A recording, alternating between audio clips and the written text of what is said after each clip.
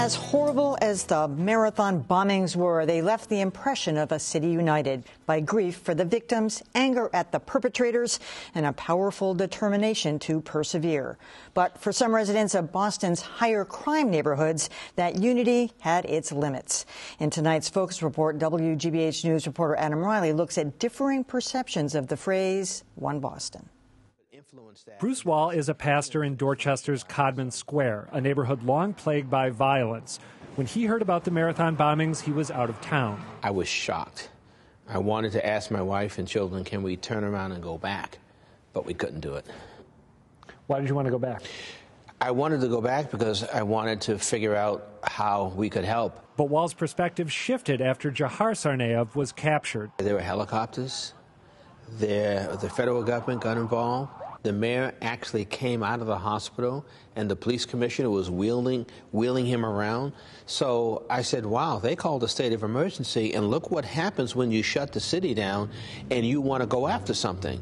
Wall has argued for years that Boston doesn't take inner-city violence seriously enough. He says that while the marathon bombings were tragic, they also proved his point. With 40, 50, 60, 70 people dying on the streets of Boston, I can't get a state of emergency. But when 3 white folk are killed and hundreds of others are injured, and it's downtown, Boylston Street, that sets the priority. And Wall isn't alone. At his Blackstonian website, activist Jamal Crawford keeps a running tally of shootings in Boston since the bombings. Sometimes someone is shot and murdered. Sometimes you're shot and wounded. Sometimes you're paralyzed, but you're always traumatized. And it also is an overall trauma to the community, which makes people feel less safe. Crawford says there's been little outcry over that violence.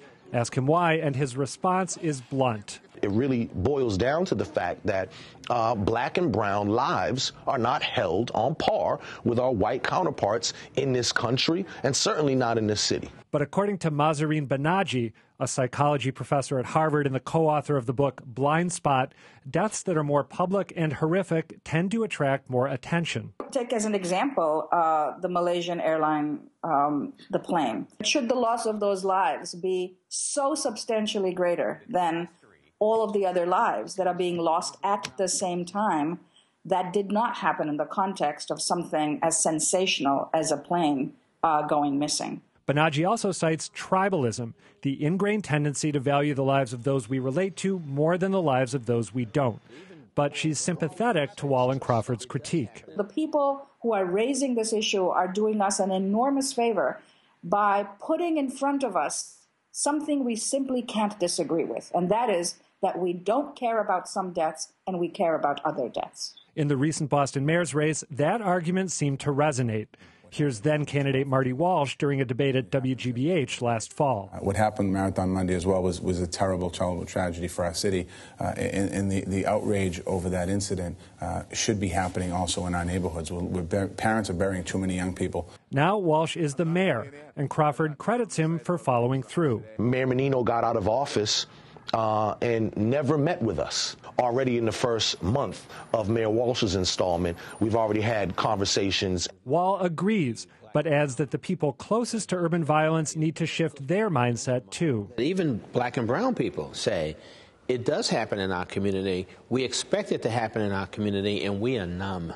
We're traumatized, but we're also numb. And there's nothing we can do about it. Which gives a whole new meaning to the phrase, "One Boston." I should note that as Bruce Wall was identifying the victims of the Boston Marathon bombings, he either forgot about or misidentified Lu Lingzi. She, of course, is the young Chinese woman who was killed roughly a year ago, along with Martin Richard, Crystal Campbell, and Sean Collier. Well, what about the issue of culpability here? I think that's a big part of this discussion, something that needs to be brought out in the open if the discussion is going to occur honestly. For a lot of people, and I include myself in this, there's a tendency when someone is shot and killed in Dorchester or Roxbury or Mattapan to think, well, that person must have been involved in some kind of illicit activity. Or, well, if that person wasn't involved in some kind of illicit activity, they must have been associating with someone who was. We know that that is not always the case. I think that the challenge for people like Jamal Crawford and Bruce Wall is convincing outsiders that even when it is the case, that isn't violence that we should just shrug off. All right. Funny you should mention Jamal Crawford, because we're going to talk to him. Thanks, Adam. So how united is Boston as we approach the first anniversary of the Boston Marathon bombings? Joining me now is Jamal Crawford, who publishes the website Blackstonian, which has, as we said earlier, been counting the number of shootings since the Boston Marathon. Jamal, you said when Adam was talking to you that black and brown lives are not valued as much as people essentially in the white community. But they are often, as Adam just said, the intended targets, not random. It wasn't a random act of terrorism like the Boston Marathon. Are you conflating the two? Or you're saying these should be treated equally when one was random and one wasn't? Well, one of the reasons that justifies the logic behind my statement is when you look at one thing, you try to relate it to other things. So this is not just the case in violence. If white people, let's say, were being incarcerated at the rates that black and Latino people are, we can pretty much be assured that there would be a different response to it. We see it again when you're talking about kidnapping. And you see the little white girl that goes missing, and it's on, you know, all the national networks. But the black children that go missing, it's marginalized. So I wouldn't be so quick to just dismiss race as a factor, because it seems to be a factor across different. Well, for instance, when those 3 people were killed in Waltham on September 11th, 2011, no one cared about them until it was determined that they were involved or somehow related to the Tsarnaevs. I mean, it was just, everybody assumed they were just 3 guys messing around with drugs, and to heck with them. Okay, so you have some cases that I would say are anomalies, where even white people don't get noticed. But I think a lot of times that happens because of class. I think that may happen because of the area that it's in. Where it happened was, you said Waltham? Yeah. So it didn't happen in the big media market that is Boston, where I think it would have gotten a different response, a la the Amy Lord case, where, you know, the Boston police once again went to a standstill to find and apprehend who could have done this dirty deed. And in our communities, it doesn't happen. That's a valid one. The same. I agree. All right. I'm also joined here by Tom Keene, a former Boston City Councilor who is now a columnist for the Boston Globe. Welcome. You've got a hard time with this analogy. Tell me why. So I think the problem is this. All lives are equal. You know, in God's eyes, all lives are equal. But we react to lives differently. You know, the lives of my children are more important than the lives of myriad other children. And I think when we see tragedies like the marathon occur, it's a shocking event to the community. It is something that captures attention. It's not the lives that are lost. I mean, literally 2 days after the marathon bombings, West Texas, near the West Texas fertilizer plant blew up. Many more people killed and injured in that particular incident. You didn't see anywhere near the attention given to that as you did to the marathon bombings. I don't think it's the lives per se that are the issue. And I certainly don't think it's inherent bigotry at play either. I think it is the context of the event. I think there's kind of a false equivalency here, trying to say that the marathon is similar to the murders that occur in Dorchester and Mattapan. I will say there's one thing that really strikes home, though, and this is an important point, and that is that we are, to a degree, inured to violence, particularly in the inner city, and we accept it. And to the extent that what Jamal is doing is saying it's unacceptable, is absolutely what we have to do. We cannot say it's okay to happen, or it's, geez, it's too bad, and you know, it's an unfortunate thing, but that's the way it is. Because it doesn't have to be that way. See, one of the comparisons you made is neighborhoods that keeps coming up tomorrow about Dorchester, Roxbury, Mattapan versus Copley Square. But that bombing just as easily could have gone off at the start line. Would you have felt the same about it? Because that was Hopkinton. So you're making these analogies about inner city, and it's a much bigger deal because it was in Copley Square. But is it really the location that matters? Copley or Hopkinton share the same thing. Violence is not supposed to occur there. Whereas Roxbury, Dorchester, Mattapan, it's everyday life. It's like a bird flying by. I would say to Mr. Keene's point, though, that when we see other instances, so here's a tragedy that was enormous, but looked at differently as well, Katrina.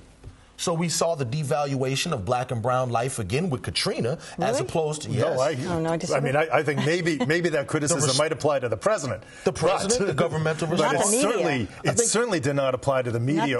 Did you see the amount of money that was raised on behalf of Katrina? It was exactly like one fund here, except an enormous amount of money flowed into the victims of Katrina. I think there was an incredible response from Americans on that one. I don't think that Katrina was looked at or viewed as the same way as the tragedies that took place in the heartland. nor the devastation that happened in Haiti, although there was a worldwide response. Yeah. But it was not on par with what happens when these people are people who happen to have white skin. It is different. Well, and again, speaking specifically to the marathon bombings, if no one had died that day, I think we would still have as profound a reaction. It was the fact that the bombings occurred in a place where you did not expect something like this to happen at all. And the mass terror, I mean, the reason terrorism is unique in our culture is because it is the ultimate unexpected, that someone is out to kill you merely for political ends. I don't think that it is who died or how many died. I think it is the act itself that was the thing that captured attention. At the end of the day, what we're really asking for is just some attention on these issues that have been going on since, at least, for me, since the 80s.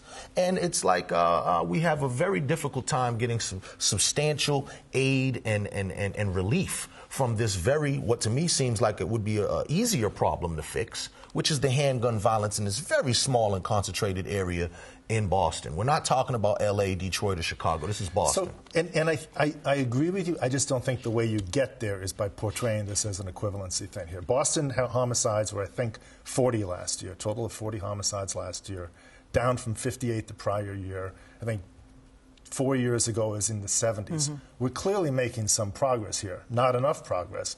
And you're absolutely right. You shouldn't be happy till it's zero.